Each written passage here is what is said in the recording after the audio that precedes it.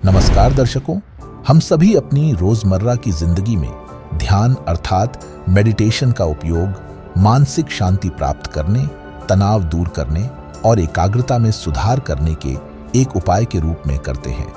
क्योंकि आज की तेज तर्रार दुनिया में आंतरिक शांति पाना अति महत्वपूर्ण हो गया है।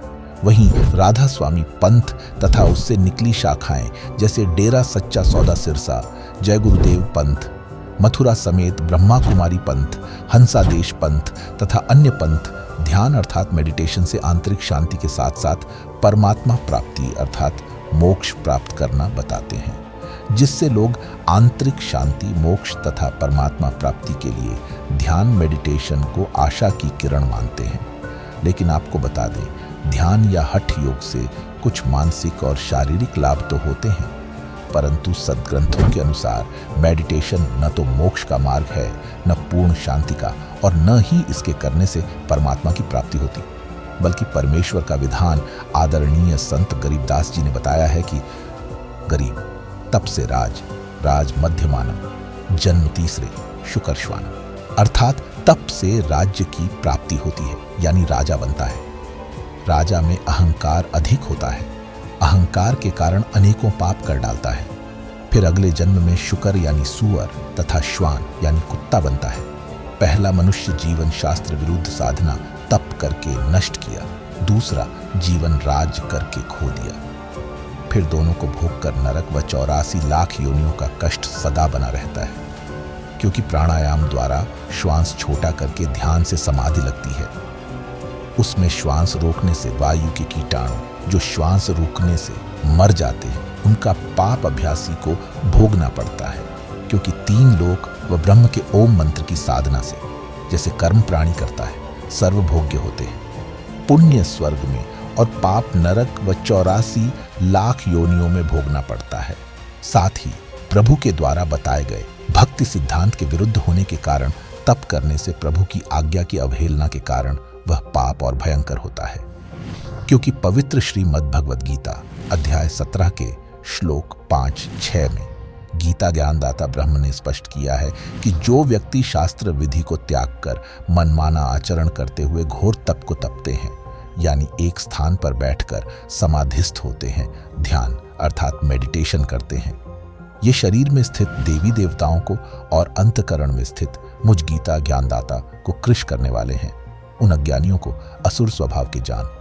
वहीं पुराणों से पता चलता है कि देवर्षि नारद, कपिल मुनि, ऋषि चुनक, लोमस, मार्कंडेय, दुर्वासा, विश्वामित्र, वशिष्ठ, भृगु, अगस्त्य मुनि, सौभरी ऋषि समेत 88,000 आर्षि, गोरखनाथ, शुकदेव जी जैसे 9 योगेश्वर जो संसार में प्रसिद्ध हैं, इन सभी ने काल ब्रह्म के ओम मंत्र के जाप तथा समाधिस्थ होकर मोक्ष यानी जन्म व मृत्यु से मुक्ति पाना चाहा, परंतु तपस्या तथा ओम मंत्र के जाप से उनकी मुक्ति नहीं हुई, बल्कि उन्हें समुद्र पीने, दूसरों का नाश करने, एक से अधिक रूप बनाने की सिद्धियां व स्वर्ग ब्रह्मलोक की प्राप्ति हुई। और पवित्र श्रीमद् भगवद गीता अध्याय 8 श्लोक 16 में गीता ध्यानदाता ब्रह्म स्वयं कहता है कि ब्रह्मलोक पर्यंत तक सभी लोक व उनमें निवास करने वाले प्राणी पुनरावृत्ति यानी जन्म मृत्यु के दुष्चक्र में है, अर्थात इन सभी आर्षि महर्षियों को पुनः 84 लाख योनियों का कष्ट उठाना होगा, अर्थात उनका मोक्ष नहीं हुआ। यहाँ तक कि ब्रह्मा, विष्णु और शिव जी का भी जन्म व मृत्यु का कष्ट तप व ओम मंत्र के जाप से समाप्त नहीं हुआ है, जिसका स्पष्ट प्रमाण संक्षिप्त श्रीमद् देवी भागवत पुराण के 3 स्कंध अध्याय 4 व 5, श्रीमद् देवी भागवत महापुराण स्कंद 4 अध्याय 13 श्लोक 27-29, स्कंद 5 अध्याय 27 श्लोक 31 से 33 में है। आदरणीय संत गरीबदास जी महाराज कहते हैं, पूर्ण परमात्मा की सही साधना न मिलने से यह प्राणी समझ लेता है कि मैं ठीक कर रहा हूं, परंतु प्रतिफल गलत होता है।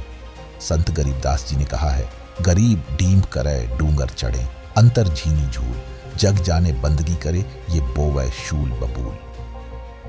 भावार्थ है कि डीम्ब यानी पाखंड करके, डूंगर यानी ऊंचे स्थान पर चढ़कर घोर तप करके प्रदर्शन करने वालों के अंदर विकार प्रभावित रहते हैं। भोली जनता समझ रही होती है कि बहुत बड़ा भक्त है, कितनी कठिन साधना कर रहा है, परंतु वह शास्त्र विधि त्याग कर मन कल्पित घोर तप करके अपने भविष्य में कांटे बीज रहा है।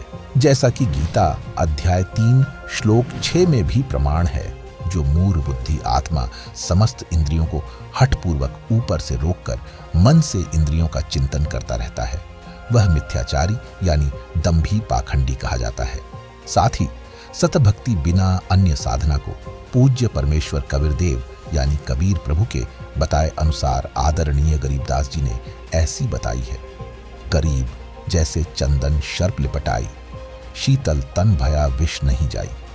अर्थात जैसे सर्प गर्मियों में चंदन के वृक्ष से चिपक जाते हैं, उन्हें महसूस होता है कि हमें शांति मिल रही है, परंतु उनका विष कम नहीं हो रहा है, जिसके कारण उन्हें गर्मी तथा बेचैनी भय बना रहता है।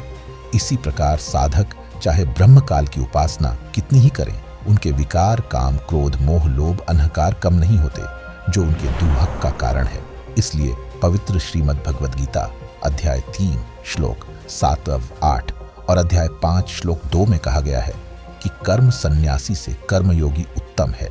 इसलिए गीता अध्याय 8 श्लोक 7 में गीता ज्ञानदाता ब्रह्म काल ने कहा है कि तू युद्ध भी कर तथा मेरा स्मरण भी कर। ये शास्त्रानुकूल भक्ति कर्म है। इस विषय में कबीर परमेश्वर जी ने कहा है, मुझे सो सतगुरु मन भावे, जो सहज मार्ग बतावे। कान ना रूंधे आंख ना मुंदे, ना अनहद उलझावे, जो सहज समाधि बतावे। कबीर श्वास उश्वास में नाम जपो, व्यर्था श्वास मत खोए। न जाने इस श्वास को आवन हो के न होए। गरीब नाम उठत नाम बैठत, नाम सोवत जागरे। नाम खाते नाम पीते, नाम सेठी लागरे। वहीं श्रीमद् भगवद गीता अध्याय 7 श्लोक 29, अध्याय 15 श्लोक 4 और अध्याय 18 श्लोक 62 में गीता ध्यानदाता ब्रह्म कहता है कि यदि तुझे जन्म व मृत्यु और वृद्धावस्था के कष्ट से मुक्ति चाहिए, अर्थात परम शांति और सनातन परम धाम सत्यलोक को प्राप्त करना है, तो तू उस आदि सनातन परमेश्वर की शरण में जा, जिसकी कृपा से संसार में वापस लौटकर नहीं आना पड़ता।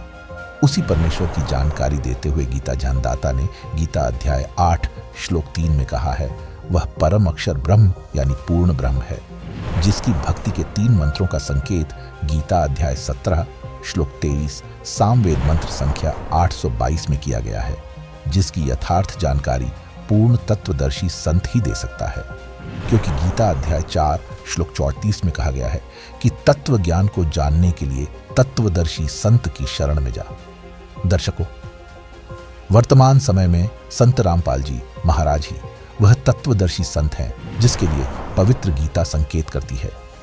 जगत गुरु तत्वदर्शी संत रामपाल जी महाराज सर्व धर्म ग्रंथों के सत्य ज्ञान को उजागर कर सतभक्ति मार्ग बता रहे हैं, जो हमारे पवित्र सदग्रंथों में वर्णित है, जिससे मानव को जन्म व मृत्यु से मुक्ति मिल सकेगी, अर्थात सनातन परम धाम सत्यलोक की प्राप्ति होगी, जहां परम शांति है, जिसके विषय में संत गरीबदास जी ने आंखों देखा वर्णन किया है। ना कोई भिक्षुक दान दे, ना कोई हार व्यवहार, ना कोई जन्मे मरे, ऐसा देश हमार, जहां संखों लहर मेहर की उपजय, कहर नहीं जहां कोई, दास गरीब अचल अविनाशी, सुख का सागर सोई। अतः आप सभी से निवेदन है कि आप भी जगत गुरु तत्वदर्शी संत रामपाल जी महाराज की शरण ग्रहण करें और सतभक्ति मार्ग प्राप्त करें, जिससे आपको परम सुख यानी पूर्ण मोक्ष प्राप्त हो सके। धन्यवाद।